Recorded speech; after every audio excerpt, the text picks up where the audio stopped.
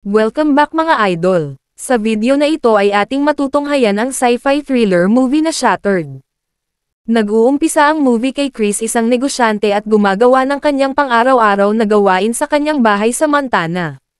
Kasalukuyang nakatira siyang mag-isa dahil ang kanyang kasal ay nasa bingit na ng diborsyo.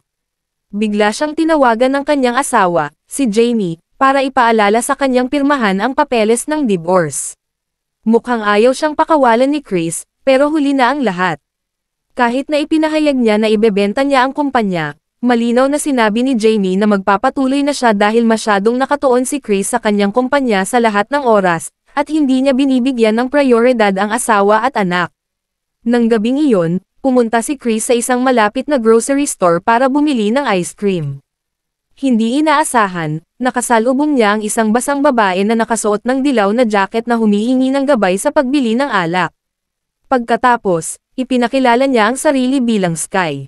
Sa labas ng tindahan, nilapitan ni Chris si Sky at inalok siyang ihatid pa uwi, na tinanggap niya. Ilang sandali lang, nakarating sila sa isang motel. Sinabi ni Sky na nakatira siya kasama ang kanyang roommate na si Lisa, at nag-away lang sila ng malala, na siyang dahilan kung bakit siya tumakas. Inalok ni Chris na tumuloy siya sa bahay niya magdamag, pero tumanggi muna si Sky at bumaba ng kotse. Pero mukhang nag-aalangan si Sky na pumasok sa kwarto, kaya pina-atras ni Chris ang kanyang kotse, at tinanong kung nagbago na ang isip niya. Sa wakas ay tinanggap niya ang alok at parehong nagpunta sila sa bahay ni Chris. Pagkarating nila, nagsimula silang uminom ng alak na binili nila sa tindahan. Sinabi ni Chris kay Sky na siya ay isang dating estudyante ng MIT, at maaga siyang magre-retiro dahil nag-alok ang Google Play ng malaking halaga ng pera para sa kanyang Watchdog home security app. Samantala, sinabi ng dalaga na dati siyang modelo sa LA, pero huminto siya dahil ayaw niyang maging isang buhay na mannequin, at ngayon ay nagtatrabaho siya sa isang bar. Pagkatapos, dinala ni Chris si Sky sa kanyang wine cellar kung saan binigyan niya siya ng pinakamahal na alak bilang regalo. Dahil naggabi na, nagpa siya si Sky na matulog doon, at pareho silang nagkaroon ng masayang gabi. Kinabukasan, maaga nang nagising si Sky at nagpa siya nang umuwi mag-isa sa motel. Lumalabas na hindi sila nag-away ni Lisa at nag-aalala talaga ito para sa kanya. Napag-alaman din na pag-aari pala ni Lisa ang motel at nakatira lang si Sky doon ng libre. Nagtalo ang dalawang babae, at mukhang nasaktan si Sky sa mga sinabi ni Lisa. Sa kabilang banda, nakonsensya si Chris dahil nakipagsiping siya sa ibang babae, pero sa parehong oras, nasasabik siya sa bagong babaeng nakilala niya. Kaya nagpa siya siyang makipagkita ulit kay Sky sa kanyang pinagtatrabahuhan. Pagkatapos ng trabaho, naglakad-lakad sila kung saan inamin ni Sky na wala siyang pamilya at ang kanyang pagkabata ay isang bangungot. Di nagtagal, nakita nila ang isang lalaking sinusubukang magnakaw sa kotse ni Chris. Sinubukan ni Chris na makipag-usap, pero agresibong binato ni Sky ang lalaki ng bote, kaya nagalit siya at sinimulang hampasin ang binti ni Chris ng bakal na tubo. Dahil dito, malubha ang pinsala sa binti ni Chris, kaya napilitan siyang umupo sa wheelchair. Para masakliyan ang kabaitan ni Chris, nag-alok si Sky na alagaan siya hanggang sa makalakad na siya ulit. Siyempre, hindi matatanggihan ni Chris ang alok na iyon. Dahil nagsisimula na siyang umibig sa kanya, gusto rin niyang lumipat siya sa bahay niya. Kaya binigyan niya siya ng lihim na code para makapasok sa bahay, na lubos na nakasara ng mga kandado. Di nagtagal, lumitaw si Sky sa motel nang nagmamadali at agad na inampake ang kanyang mga gamit. Pinilit siyang huwag umalis ni Lisa dahil mahal na mahal siya nito, pero nagawa siyang kumbansihin ni Sky. Pagkatapos, bumalik siya sa bahay ni Chris, kung saan nagsimula silang maging mas malapit sa isa't isa. Kinabukasan, pumatok si Ronald, ang may-ari ng motel, sa pinto ni Lisa para singilin ang renta, pero walang sumagot. Pumasok siya sa kwarto at natagpuan ang patay na katawan ni Lisa sa loob ng bathtub. Di nagtagal, dumating ang pulis sa crime scene at napagpasyahan na suicide ito. Pero parang hindi naniniwala si Ronald. Bukod pa rito, sinabi ng agent na wala silang nakitang anumang tala tungkol kay Sky at sa kanyang pagkakakilanlan sa kanilang mga database. Sa kabilang banda, kinausap ulit ni Chris si Jamie sa pamamagitan ng video call para pag-usapan ang kanilang divorce. At para mapasaya siya, nagpa siya ang kanyang asawa na dalhin ang kanilang anak na si Willow sa kanyang susunod na pagbisita para kunin ang mga papeles. Habang naliligo si Sky, hindi sinasadyang nakita ni Chris ang isang larawan ni Sky at Lisa. Nalaman niya ito at agad siyang kinompronta. Hindi siya nagalit sa kanya. Sa halip, binato niya siya ng kanyang tuwalya, at alam mo na ang susunod na nangyari. Kinaumagahan, nagising si Chris pero wala ang kanyang telepono sa mesa. Habang hinahanap ito, hindi sinasadyang nalaman niya ang pagkamatay ni Lisa sa telebisyon, na nagdulot sa kanya ng kaunting paghihinala tungkol sa kanyang bagong kasintahan.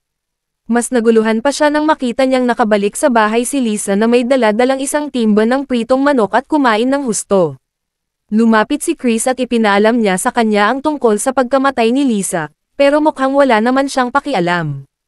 Diretsahan pa nga niyang inamin na siya ang gumawa nito.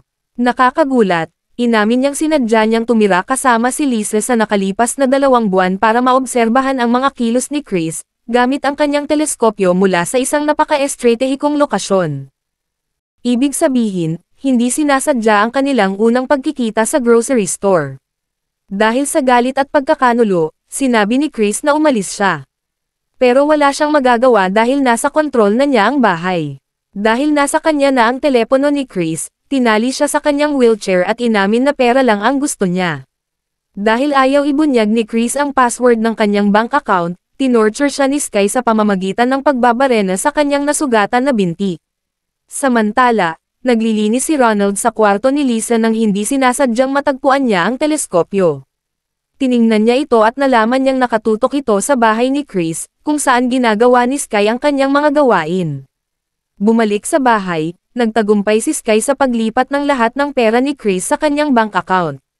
Kinabukasan, mabait niyang pinilit si Chris na i-liquidate ang lahat ng kanyang stocks para pandohan ang bagong kumpanya ni Sky, ang Skyco. Nang subukan niyang kalagan siya para makapagtelepono sa mga broker, sinubukan siyang sakalin ni Chris, pero nagawa siyang saksakin ni Sky sa balikat. Pagkatapos, nagbanta siyang sasaktan ang kanyang asawa at anak kung ayaw pa rin niyang makipagtulungan. Ilang sandali lang, lumitaw sa bahay si Kijo, ang lalaking nakasakit sa binti ni Chris. Lumalabas na inimbite siya ni Sky, na balak ibenta ang alak at mga koleksyon ng sining ni Chris sa kanya. Habang wala si Sky, palihim na pumasok si Ronald sa bahay sa pamamagitan ng bintana. Bago tulungan si Chris na makawala, humingi sa kanya ng bayad sa pagliligtas ang matandang lalaki, kaya binigyan siya ni Chris ng isang obra maestra ni Picasso na nagkakahalaga ng 7 milyong dolyar. Pagkatapos, tinulungan siyang tanggalin ang tape sa kanyang palso. Bago pa man sila makatakas, lumitaw si Sky at sinara ang lahat ng pintuan at bintana. Kumuha ng kutsilyo si Ronald at sinubukang makatakas hanggang sa ma-corner siya. Dahil wala nang ibang pagpipilian, sinubukan niyang harapin si Sky. Pero may daladalang katana ang babae at madali niyang natalo ang matandang lalaki. Samantala, ginamit ni Chris ang pagkakataong ito para tumakas gamit ang kanyang motorsiklo, pero nahulog siya sa motor. Pagkatapos, iniligtas siya ng isang lalaking nagngangalang Sebastian. Sa kasamaang palad, imbes na pumunta sa istasyon ng pulis, dinala siya pabalik ng lalaking ito sa kanyang bahay, at muling nagkita sila ni Sky. Lumalabas na si Sebastian pala ang stepfather ni Sky, na nagsanay sa kanya para maging magnanakaw. Pero sa gabing iyon, inamin ni Chris na mahal niya si Sky at hindi na niya kailangang gawin ang lahat ng ito dahil ibibigay niya sa kanya ang lahat ng mag-agarang bagay sa buhay. Pero hindi naniniwala si Sky at nalaman niyang may pera pa rin si Chris sa isang safe deposit box sa American Bank. Natanto nilang kailangan nila ng fingerprint para makapasok sa vault, kaya agad na pinutol ni Sebastian ang kanyang daliri. Kinaumagahan, dumating sa bahay ni Chris sina Jamie at Willow. Nalaman ng asawa na may kakaiba, pero huli na ang lahat. Nagawa ni Sky na mahanap si Willow. Pagkatapos ay nilak niya ang buong pamilya sa isang storeroom. Umalis sina Sky at Sebastian patungo sa bangko. Pagdating nila, sinalubong sila ng opisyal ng bangko, at gamit ang hinlalaki ni Chris, nagtagumpay silang makapasa sa biometric authorization process.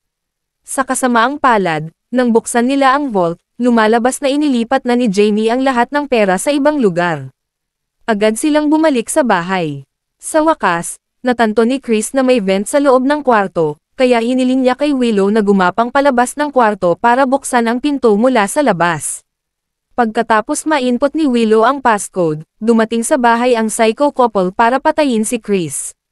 Hinanap nila ang buong bahay hanggang sa makita ni Sebastian si Chris at binugbog siya. Nang nakatutok na ang baril ni Sky kay Chris, patuloy na hinimok ni Sebastian na barilin si Chris, kaya nawalan siya ng kontrol at natamaan niya si Sebastian. Ginamit ni Chris ang pagkakataong ito para kunin ang kanyang telepono at tumakas sa ibang kwarto. Pinatay niya ang lahat ng ilaw at sinadya niyang gumawa ng ingay para ma-distract siya. Habang papalapit sa kanya si Sky, lumitaw si Chris mula sa likuran, at sinaksak ang psycho, pero lumaban siya. Di nagtagal, dumating din si Jamie para tulungan ang kanyang asawa. Pero pareho silang hindi umobra laban kay Sky. Nang ma-corner ang mag-asawa, biglang binaril si Sky mula sa likuran. Nakakagulat, si Willow pala ang bumaril. Pagkatapos, dumating ang mga pulis sa bahay. Sa kanyang huling hininga, inamin ni Sky kay Chris na Margaret pala ang tunay niyang pangalan. At dyan na nagtatapos ang video mga idol. Maraming salamat sa panonood. Goodbye.